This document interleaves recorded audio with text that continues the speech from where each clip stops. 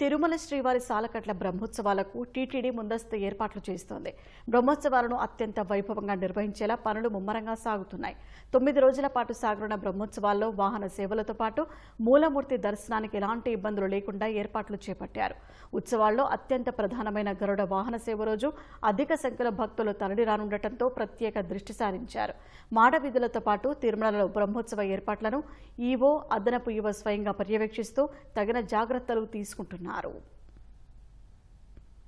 కలియుగ వైకుంఠనాథుడి బ్రహ్మోత్సవాలను అంగరంగ వైభవంగా నిర్వహించడానికి కొద్ది రోజులు మాత్రమే ఉండటంతో వేగవంతమైన చర్యలను టీటీడీ చేపట్టింది. సెప్టెంబర్ 24వ తేదీ నుంచి అక్టోబర్ 2వ తేదీ వరకు 9 రోజుల పాటు జరగనున్న స్వామివారి సాలకట్ల బ్రహ్మోత్సవాలకు విస్తృతంగా ఏర్పాట్లు చేస్తున్నారు. టీటీడీ ఈవో శ్యామలరావు, అదనపు ఈవో వెంకయ్య చౌదరి జిల్లా అధికారులతో సమావేశాలు నిర్వహించి బ్రహ్మోత్సవాల నిర్వహణ, ఏర్పాట్లపై సమీక్షిస్తున్నారు. బ్రహ్మోత్సవాల నేపథ్యంలో శ్రీవారి ఆలయ గోపురం, కనుమ రహదారులు, పుష్కరిణికి మరమ్మతులు పూర్తి చేసి నీటిని నింపారు.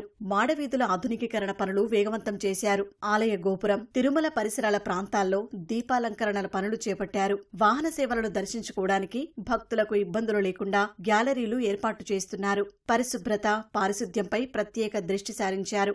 మాడవీధుల్లో ప్రతి గ్యాలరీలో మరుగుదొడ్లు, ఆలయం చుట్టుపక్కల జర్మన్ షెడ్లు ఏర్పాటు చేస్తున్నారు.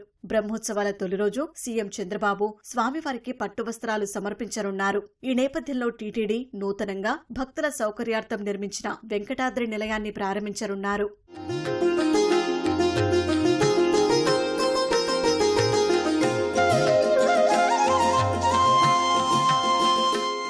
శ్రీవారి బ్రహ్మోత్సవాలను పురస్కరించుకుని సెప్టెంబర్ 16వ తేదీన ఆలయంలో కోయిల్ అల్వార్ తిరుమంజనాన్ని నిర్వహించనున్నారు. సెప్టెంబర్ 23వ తేదీన సాయంత్రం బ్రహ్మోత్సవాలకు అంకురార్పణ కార్యక్రమాన్ని అర్చకులు శాస్త్రోక్తంగా నిర్వహించనున్నారు. 24వ తేదీ సాయంత్రం 6:15 మీనా లగ్నంలో ధ్వజారోహణం జరగనుంది. అదే రోజున రాత్రి 9 గంటలకు పెదశేష వాహన సేవతో శ్రీవారి బ్రహ్మోత్సవాల వాహన సేవలు ప్రారంభం కానున్నాయి. ప్రతిరోజు ఉదయం 8 గంటల నుంచి 10 గంటల వరకు వాహన సేవలు ప్రారంభం కాగా రాత్రి 7 నుంచి 9 గంటల వరకు వాహన సేవలు మొదలు కానున్నాయి.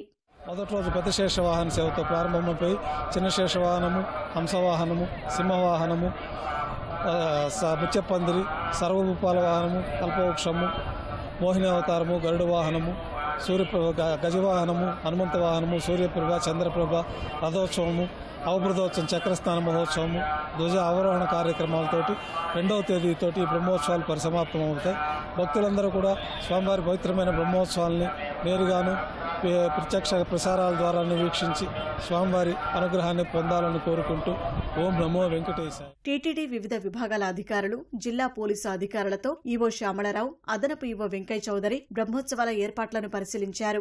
వాహన మండపం మొదలు వాహన సేవల సమయంలో గ్యాలరీలోకి భక్తుల ప్రవేశ, నిష్క్రమణ మార్గాలను, భక్తుల రద్దీ అధికంగా ఉండే గరుడ సేవ రోజు గ్యాలరీలను 2వసారి నింపడం, భద్రతా అంశాలను పరిశీలించారు.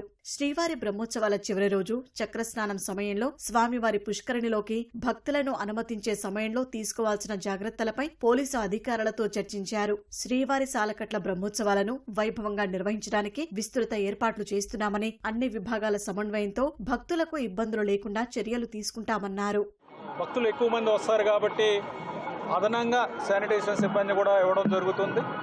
అలాగే అన్నప్రసాదాలకు సంబంధించి కూడా గ్యాలరీల్లో కూర్చున్న ప్రతి భక్తుడు కూడా అన్నప్రసాదాలు అందేలాగా ఒక మెనూ తయారు చేసుకుని వాళ్ళందరికీ కూడా ఇవ్వడం జరుగుతుంది. అలాగే పెరుగొండ వెంగమాంబ అన్నప్రసాదం కాంప్లెక్స్లో కూడా అదనంగా అన్నప్రసాదాలు ఏర్పాటు చేయడం, దాని యొక్క సమయం కూడా దాన్ని పెంచడం కూడా జరుగుతుంది. అలాగే భక్తులు ఎక్కువగా కింద నుంచి గరుడ సేవ రోజు వస్తారు కాబట్టి పోయిన సంవత్సరం 3 లక్షల పైన ఎక్కువ మంది పైనే ఉన్నారు గరుడ సేవ వీక్షించడానికి వచ్చిన వారు. వారందరికీ కూడా కింద నుంచి పైకి రావడానికి ఆర్టీసీ బస్సులతో మాట్లాడి, ఆర్టీసీ వారితో మాట్లాడి అదనంగా బస్సులు ఏర్పాటు చేయడం, అదనంగా ట్రిప్స్ ఏర్పాటు చేయడం అవన్నీ కూడా చేస్తున్నాము. ఏ విధంగా భక్తులకు ఇబ్బంది లేకుండా అన్ని ఏర్పాట్లు చేస్తాము. మళ్ళీ ఇంకా టైం ఉంది కాబట్టి ఇవన్నీ కూడా మళ్ళీ సమీక్షిస్తాం.